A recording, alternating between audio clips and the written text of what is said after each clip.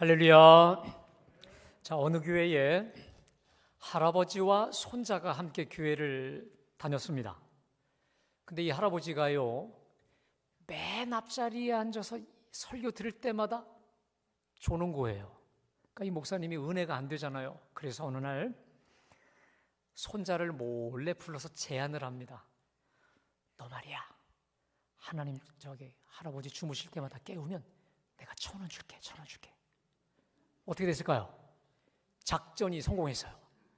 할아버지가 드디어 이제 안 조는 거예요. 이야, 너무너무 이분이 설교할 때마다 은혜가 되네요. 왜냐면 졸 때마다 이제 깨우는 거죠. 근데 한 달이 지났는데 여전히 할아버지가 조는데 이 애가 안 깨워요. 그래서 끝나고 물었어요. 요즘은 할아버지 안 깨우니? 했더니 이 아이가 뭐라는 줄 아십니까?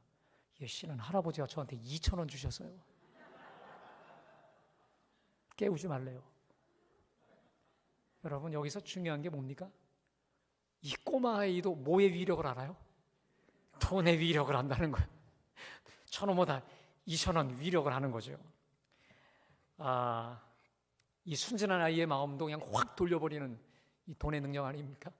그래서 수많은 사람들이 지금도 돈신, 탐심에 빠져들기가 너무도 쉽다는 것이죠.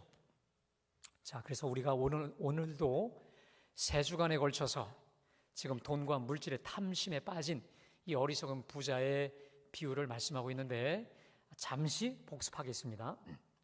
지금 엄청난 수확물을 거두어서 쌓을 것이 없도록 쌓고서는 지금 너무도 기뻐하고 든든해하고 있는 이 사람에게 우리 주님이 갑자기 나타나셔서 어리석은 자요, 오늘 밤에 내 영혼을 도로 찾으리니 말씀하시고 있다는 것이죠.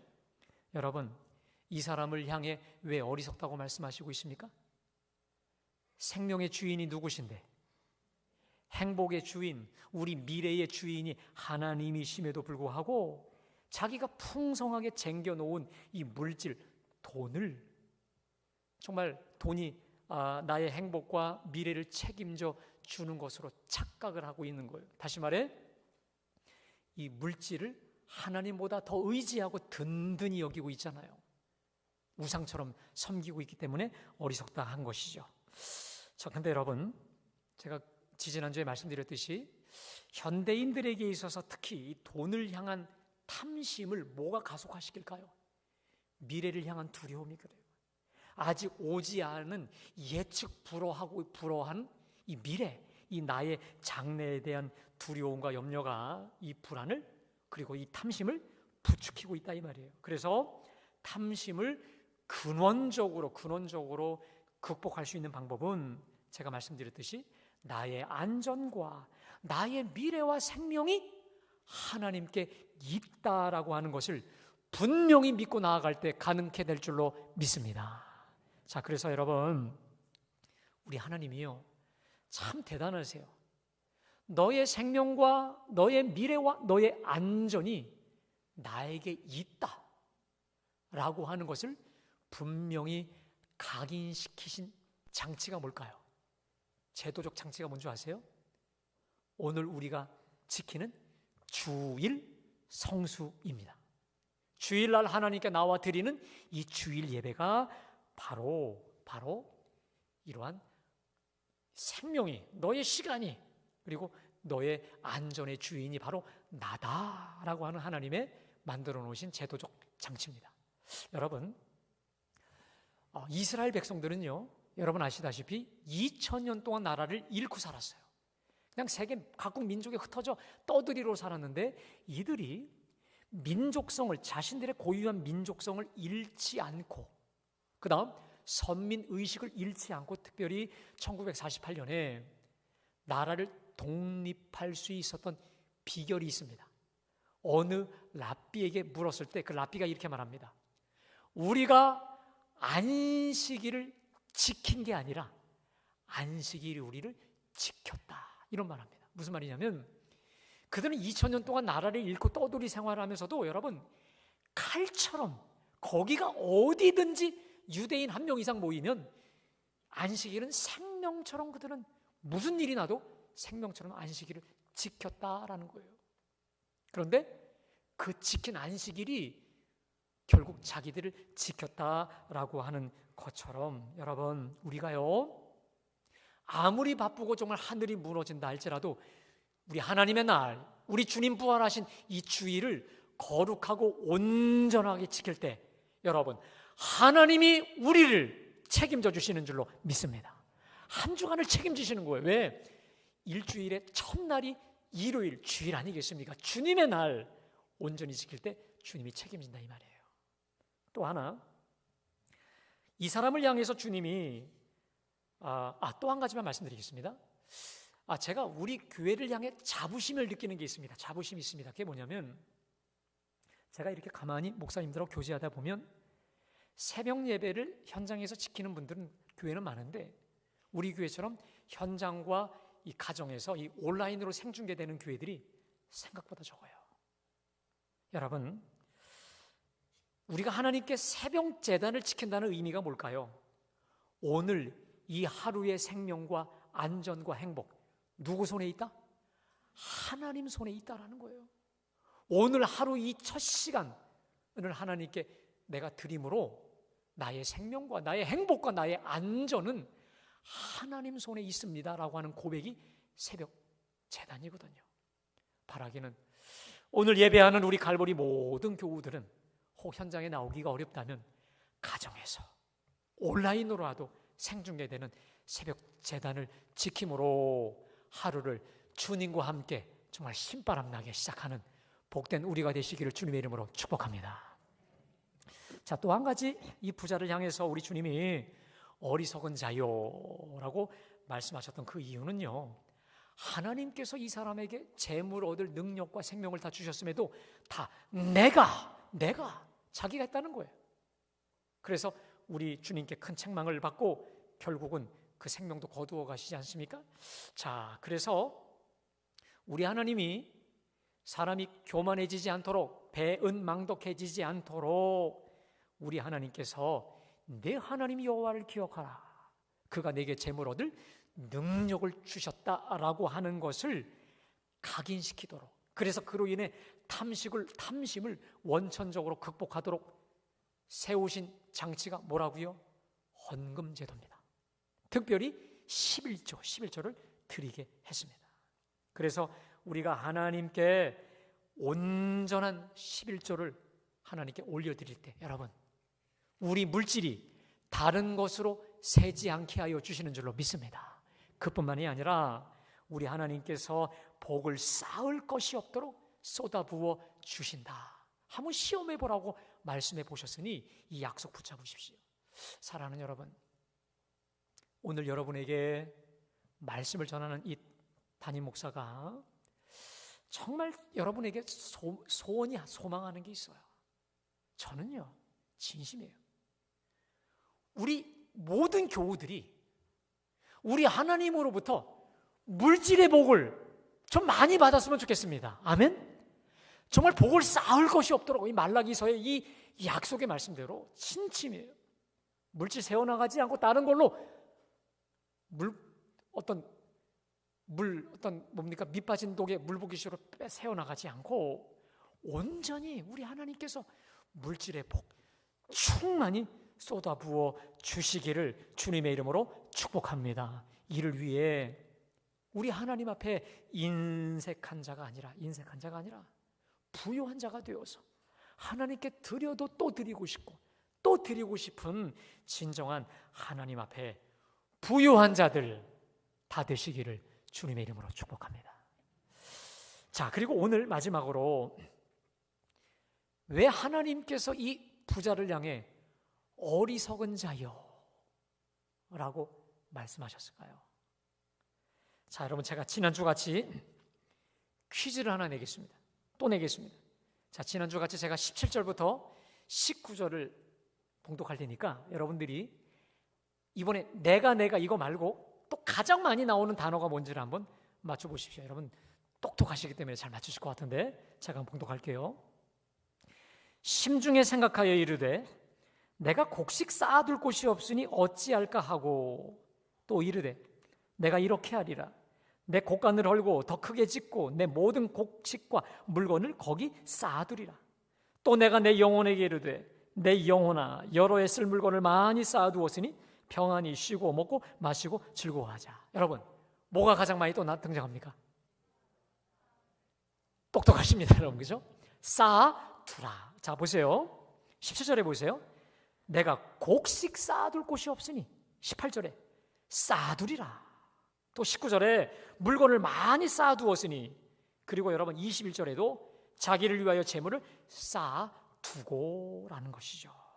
자, 여러분, 그럼 제가 여러분에게 한번 또 여쭤볼게요. 물론 이 사람이 탐심에 빠져서 물건을 계속해서 챙겨두고 쌓아둔 거잖아요.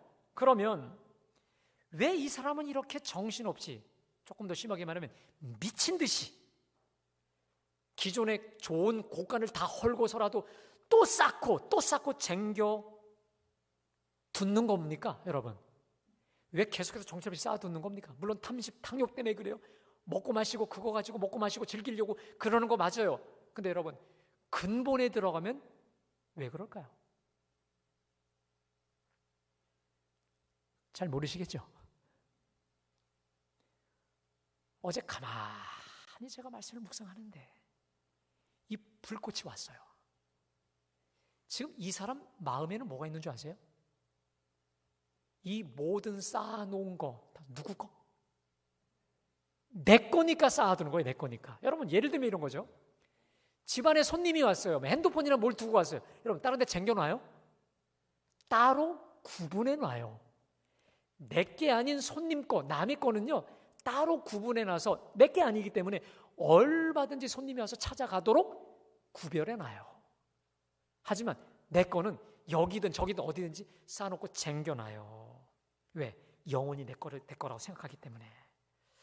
자, 그러니까 여러분, 오늘 탐심에 깊이 젖어 기존의 곡간까지 허물어 거대한 새 곡간을 지어 내 모든 곡식과 물건을 거기 쌓아두리라 작정하고 그리했던 그 심중에는 내 수고한 이 모든 건 영원히 내 거야. 누구든 못 가져가. 근데 문제가 있어요. 그 밤에 하나님이 나타나셔서는 어리석은 자여, 오늘 밤에 내 영혼을 도로 찾으리니 그러면 내 준비한 것이 누구의 것이 되겠느냐라는 거예요. 여러분, 누구 것이 될까요?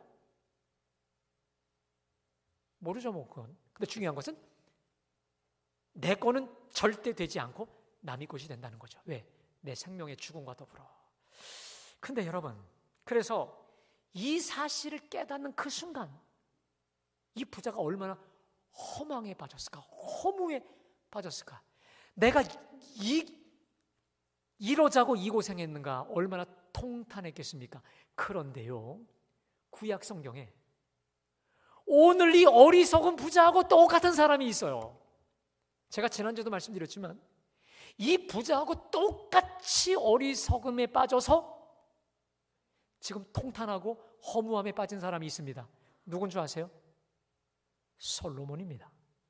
자, 솔로몬이 동서고금을 막론하고 얼마나 최고의 부귀 영화를 누렸던 사람이겠습니까? 그런데 그가요, 인생 말년에 전도서 2장 8절, 18절, 19절에서 이렇게 고백을 합니다. 우리 한번 다 같이 봉독합니다. 시작.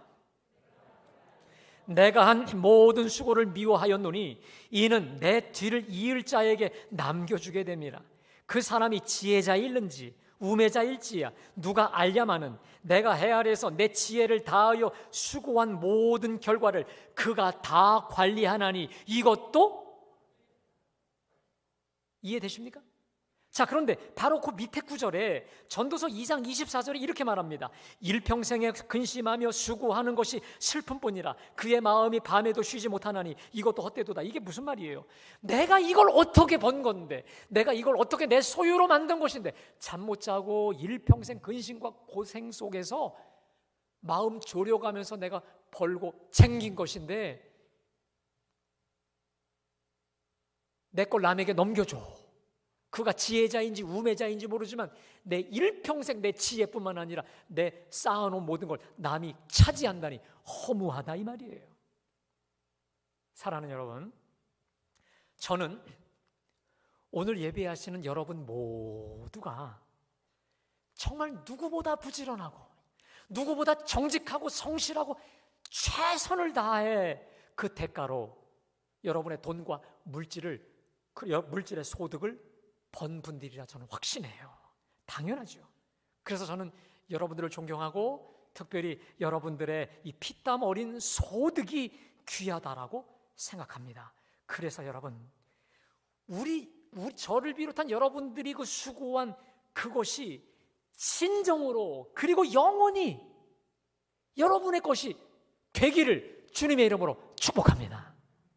근데 여러분, 실상은요, 오늘 이 어리석은 부자와 같이 땅 위에 곡간을 크게 많이 쌓고 쟁겨놓는다고 그것이 다 내 것이 되지 않는다 이 말이에요.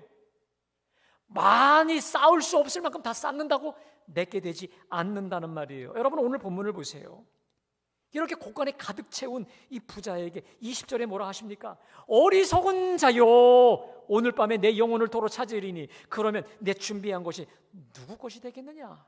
다 쌓아놓는다고 다 내게 아니라는 거예요. 자, 그렇다면 구체적으로 어떤 사람의 재물이 그렇게 허망하게 사라져버리느냐? 여러분, 우리 21절 다시 봉독할까요? 시작! 자기를 위하여 재물을 쌓아두고 하나님께 대하여 부유하지 못한 자가 이와 같으니라. 이게 무슨 말입니까? 자기를 위해, 자기만을 위하여 재물을 땅에 쌓아두고 하나님께 인색한 사람, 하나님께 부유하지 못한 자의 재물은 이렇게 허망하게 자신의 죽음과 함께 남이 다 가져가는, 사라져버리는, 그냥 바람에 불려가는 재물로 끝난다 이 말이에요. 그러니 전도서 솔로몬의 고백대로 허무하죠. 여러분 보세요. 거기 21절에 자기를 위하여 재물을 쌓아둔 것인데, 여러분 결과적으로 자기를 위한 것이 됩니까? 아니죠. 아무것도 내가 건지는 건 하나도 없게 되는 거예요. 자, 그래서 여러분, 주님은 오늘 주신 말씀을 통해서 내가 그토록 수고한 재물이 나의 죽음과 더불어서도 사라지지 않는 영원한 남는 재물, 그리고 영원히 남고 쌓이는 복되고 보배로운 재물이 되는 그 놀라운 비결을 말씀해 주시고 있다는 거예요. 여러분, 기가 막힌 비결이에요. 그 비결이 뭘까? 어떤 사람이 될 게 가능할까요? 따라합시다. 하나님을 향해 부유한 자 되는 거. 여러분, 우리의 재물이, 우리가 하나님 앞에 부유한 자가 될 때 그 재물 사라지지 않는 줄로 믿습니다. 영원히 남는다는 거예요. 저는요, 오늘 예배하는 저와 여러분 모두가 다 정말 우리 하나님 앞에 인색한 자가 아니라 부유한 자 되시길 주님의 이름으로 축복합니다. 그래서 제가 지난주에 말씀드렸죠.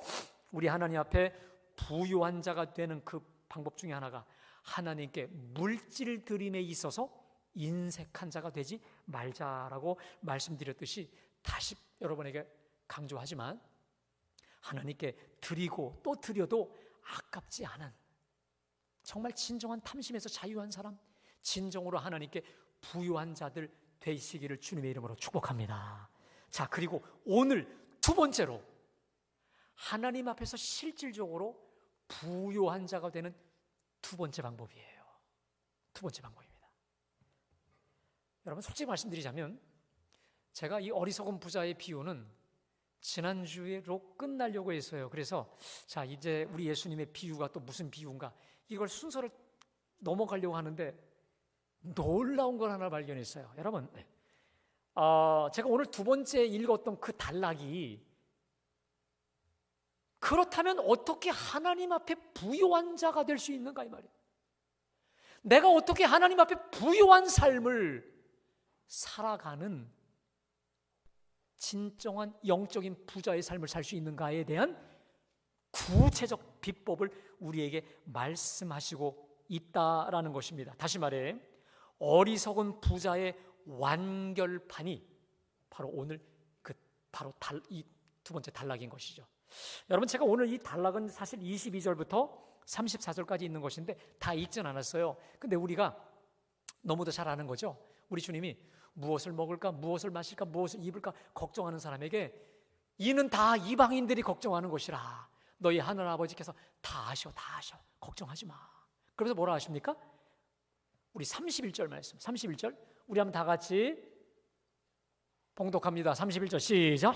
다만 너희는 그의 나라를 구하라. 그리하면 이런 것들을 너희에게 걱정하지 말고 그의 나라를 구해. 여러분, 우리 하나님 앞에 부요한 자가 되는 방법은 다른 어떤 것보다 먼저 하나님의 나라를 구하고 추구하는 자가 되는 것인 줄로 믿습니다. 자, 그러면 구체적으로 하나님 나라를 구한다는 게 뭐냐? 하나님 앞에 진정으로 부유한 자가 되는 방법이 뭐냐? 여러분, 너무도 중요한 말씀이 나옵니다. 우리 33절 말씀 우리 다 함께 한 목소리로 봉독합니다. 너희 소유를 팔아 구제하여 낡아지지 아니하는 배낭을 만들라. 곧 하늘에 둔 바 다음이 없는 보물이니 거기는 도둑도 가까이 하는 일이 없고 좀도 먹는 일이 없느니라. 여러분, 결국 우리 하나님을 향해 부유한 자가 누구냐? 먼저 그의 나라를 구하는 자인데, 하나님의 나라를 구하며 하나님의 나라를 확장시켜가는 사람이 누구냐? 너희 소유를 팔아 구제하는 사람이라는 거예요. 아멘. 사랑하는 여러분, 하나님 앞에 부유한 자, 하나님 앞에 진정한 부자가 누구냐? 우리 소유를 팔아 구제하여, 거기 뒤에 보니까 낡아지지 않는 배낭을 만드는 사람. 다시 말해 하늘에 둔 바 다함이 없는 보물. 여기서 다함이 없는 보물이란 말은 뭐냐면 사라지지 않는 하늘의 보물, 사라지지 않는 하늘의 보물이라는 거예요. 여러분, 그런데요, 이 33절 말씀이 이 말씀하고 똑같은 평행 구절이 있습니다. 그게 바로 마태복음 6장 19절에서 21절 말씀인데, 자, 우리 한번 좀 다 같이 봉독할까요? 자, 시작. 너희를 위하여 보물을 땅에 쌓아두지 말라. 거기는 좀과 동록이 해하며 도둑이 구멍을 뚫고 도둑질하느니라. 오직 너희를 위하여 보물을 하늘에 쌓아두라. 거기는 좀이나 동록이 해하지 못하며 도둑이 구멍을 뚫지도 못하고 도둑질도 못하느니라. 내 보물이 있는 그곳에는 내 마음도 있느니라. 여러분, 우리가요, 왜 재물을 쌓아두어요? 자기를 위하여. 왜 우리가 돈을 벌어요? 다 자기를 위하여. 근데 우리 주님이 분명히 말씀하셨습니다. 진정으로 너를 위하는 그 유일한 방법이 뭐냐? 땅에 쌓고 쟁겨두는 게 아니라 어디다가요? 하늘에 너희 보물을 쌓으라. 아멘. 하늘에 너희 보물을 너희를 위해 쌓으라는 거예요. 자, 여러분, 이것은 마태복음의 버전입니다. 근데 의사인 누가는 구체적으로 하늘의 보물을 쌓는다는 게 뭘까? 하늘의 보물을 쌓는다는 게 뭘까? 그게 33절에 너희 소유를 팔아 구제하는 것입니다. 믿으세요? 우리가 나보다 어려운 사람들, 나의 도움이 필요한 사람들을 불쌍히 여겨 그를 구제하고 그에게 내 필요를 나눠주잖아요. 그것이 바로 낡아지지 않는 돈주머니를 마련하는 것이요, 사라지지 않는 영원한 보물, 보배가 되게 한다라고 하는 것이죠.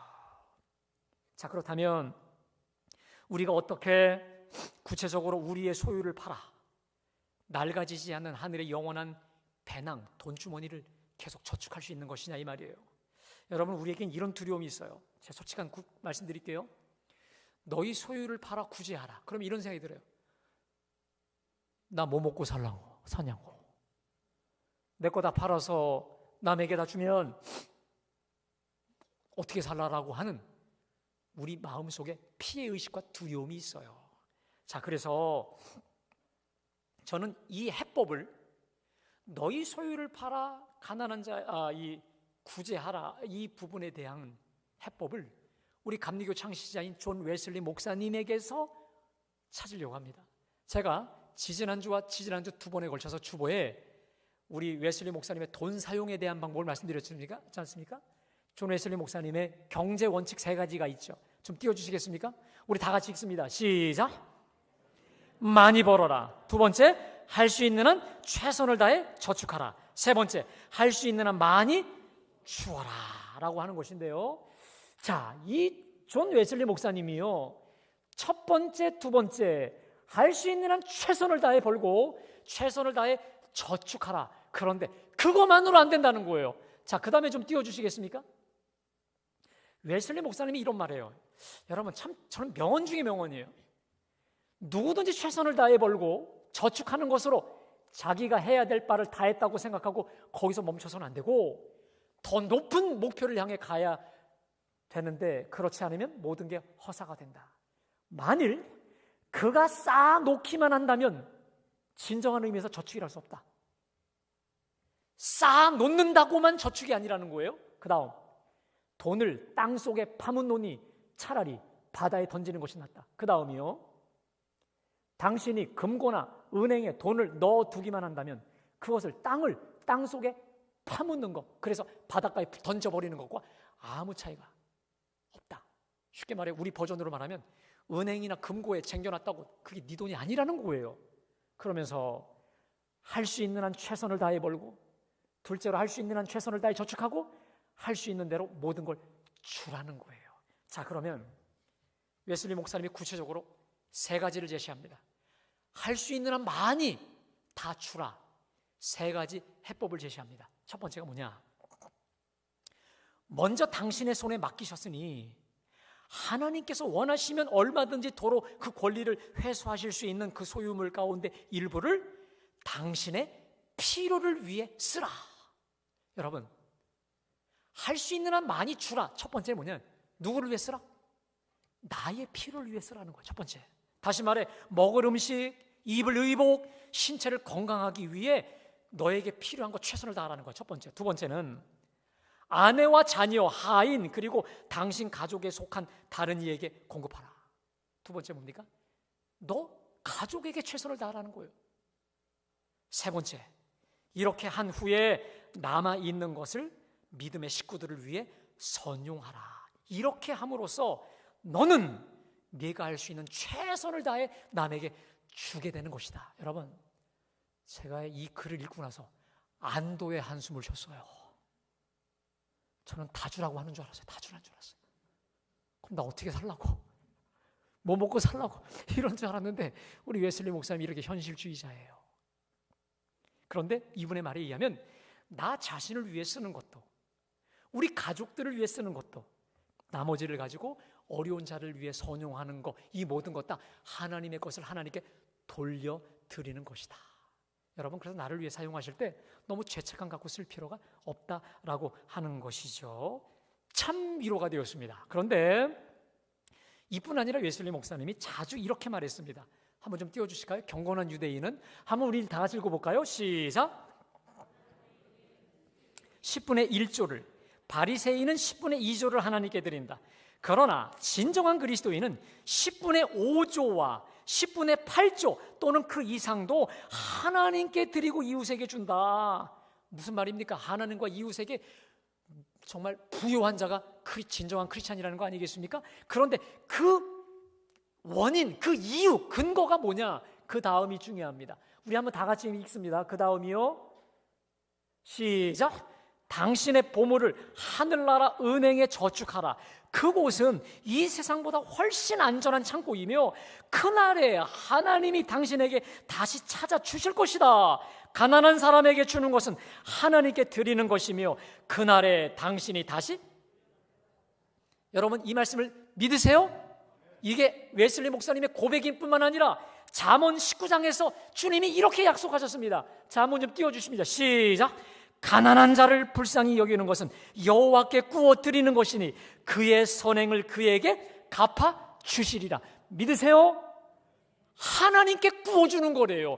불쌍한 사람을 불쌍히, 가난한 사람을 불쌍히 여기는 거, 구제하는 거. 여러분, 제가요 좀 하나 부끄럽지만 오늘 설교 마무리를 하면서 제 간증을 좀 하나 드리겠습니다. 교회 사진 좀 하나 좀 띄워주실래요? 여러분 잘 아시겠지만 제가 지난주 말씀드렸듯이 2003년도 그 매미 태풍 때 하나님 은혜로 저 예배당을 지을 수 있었습니다. 짓다가 참 어려움도 있었지만 저 예배당이 여러분 그래도 억소리 나는 건물로 나무 목재로 졌어요. 참 잘 하나님이 10m 이상으로 짓게 하셨는데 내려주셔야 됩니다. 2003년도에 시작을 해서 2004년도에 마쳤습니다. 내려주셔도 돼요. 정확히 2004년 4월 16일 날 봉헌 예배를 드렸습니다. 그때 감독님도 오셔서 축사해 주시고 축복해 주시고 정말 수많은 사람들이 미어터지게 왔어요. 정말 제가 얼마나 감격과 감동과 흥분이 됐는 줄 몰라요. 그래서 다른 분들 늦게까지 다 계시다가 이제 가시고 나서 거기 1층이 가정집이고 2층이 예배당이었거든요. 거기 시골이기 때문에 이 개구리 소리만 들릴 정도로 아주 적막한 캄캄한 밤이었습니다. 깜깜한 밤에 저 혼자서 이렇게 1층에 사택에 앉아 있는데 이런 마음이 왔어요. 내가 무슨 하나님께 뭘 그렇게 잘한 게 있다고 이런 복을 주셨나? 내가 뭐 그렇게 하나님께 선행을 많이 베풀었다고 이런 호사를 누리나? 근데 가만히 생각해 보니까 저나 집사람이나 그렇게 탁월하게 뭔가 드렸던 게 별로 많지가 않았던 것 같아요. 근데 여러분 참 신기하죠? 그때 갑자기 우리 두 어머니가 생각이 나는 거예요. 두 어머니. 저를 낳아주신 우리 어머니 또 우리 장모님. 제가 이걸 거짓말할 수 없는 거죠. 우리 어머니하고 장모님은요 제 설교 이거 날마다 보세요. 그래서 잘 안 들리더라 뭐 이런 이게 제가 거짓말할 수 없어요. 저희 어머니는요 돈 10원 100원에 부들부들 떠시는 분이에요. 근데 이분은 우리 하나님께 드리는 데는 핵폭탄을 날려드려요. 거포입니다. 거포. 하나님께 드리는 데 있어서는 정말 어떤 것도 아깝지 않게 정말 다 드리시는 분이기도 해요. 제가 초등학교 때 어느 날 우리 우리 아빠하고 엄마가 하는 얘기를 들었어요. 추석 때가 되니까 이 추운 겨울에 우리 교인들 중에 참 어렵고 잘 못 드시는 분들이 많은데 명절 때마다 우리가 이분들에게 고기도 사고 좀 필요한 걸 좀 돌리자 해서 저도 같이 돌렸던 명절 때마다 목사님께 고기도 갖다 드리지만 어려운 교인들 찾아가면서 몰래 계속 했던 적들 그게 떠오르는 거예요. 또 하나 저희 장모님은 참 남에게 주는 걸 좋아하세요. 정말 주는 거. 그래서 우리 집사람 말에 의하면 어려운 목회자들, 어려운 분들 정말 몰래 숨어서 쌀 퍼다 드리고 뭐 갖다 드리고 김치 갖다 드리고 지금도 참 남에게 주는 걸 좋아하시는 두 분 어머니세요. 여러분 왜 두 분이 떠오를까요? 왜 두 분이 떠오를까? 그때 제가 깨달았어요. 이 호사, 이 호강은 우리 게 아니었다. 우리 부모님들의 바로 그것이었다 라고 하는 것이 온몸으로 깨달아져서 우리 집사람한테 얘기했더니 맞다, 격하게 공감한 적이 있었습니다. 사랑하는 여러분, 우리는 우리의 선행을 잊을 수 있습니다. 그러나 주님은 우리의 선행 잊지 않고 반드시 갚아주시는 줄로 믿습니다. 자, 누가복음 6장 33절 한번 띄워주실까요? 우리 한번 다 같이 봉독합니다. 시작. 주라 그리하면 너희에게 줄 것이니 곧 후이되어 누르고 흔들어 넘치도록 하여 너희에게 안겨주리라. 여러분 그 주라는 말은 제가 지난번 말씀드렸잖아요. 하나님께 드리는 것이든 남에게 주는 것이든 이 두 가지 다 포함됩니다. 주면 드리면 후이되어 누르고 여러분 우리 옛날 대박 아시죠? 흔들어서 차고 넘치도록 주는 게 우리 하나님 나라 경제 원리예요. 여러분 우리는 하나님께 비록 조금 드렸어도 하나님은 후이되어 흐르고 흔들어 넘치도록 주심을 기억하시기를 주님의 이름으로 축복합니다. 우리 주님이 말씀하셨어요. 주는 자가 받는 자보다 복이 있다 말씀하셨지 않겠습니까? 사랑하는 여러분, 저와 우리 갈보리 교회는 주는 교회, 많이 퍼주는 교회, 구제 많이 하는 교회가 될 수 있기를 주님의 이름으로 축복합니다. 그래서 여러분 그 일환으로 우리가 다음 주에 이 드리는 이 구제에 기쁨으로 동참하자는 거예요. 의미 있게 동참해보자 하는 거예요. 제가 우리 교회 왔을 때 참 감사한 것은 우리 교회가 참 어려움이 있음에도 불구하고요, 매 달마다 꽤 많은 우리 교인들 어려운 가정들에게 구제비를 나가고 있더라고요. 지금도 여전히 나가고 앞으로도 계속 나갈 거예요. 여러분, 저는요 정말요 주는 목사가 되기를 바라고 우리 갈보리가 주는 교회가 되기를 주님의 이름으로 축복합니다. 근데 여러분, 우리가 어려울 때 없을 때 주지 못하면 있을 땐 주지 못하고요, 지금 연약하고 가난할 때 하나님께 드림을 훈련하지 못하면 더 많아져도 아까워서 하나님께 드릴 수 없어요. 지금 어떤 형편에 있던지 간에 주라, 그리하면 너희에게 줄 것이니 후이 되어 누르고 흔들어 넘치게 해주신다. 이 약속의 말씀 붙잡고 우리가 주는 일에, 드리는 일에 부유하고 풍성한 우리 모두가 되시기를 주님의 이름으로 축복합니다. 우리 여러분 그 찬양 한 번만 부르겠습니다. 사랑의 나눔이 있는 곳에 하나님께서 계시도다. 한번 우리 부르겠습니다.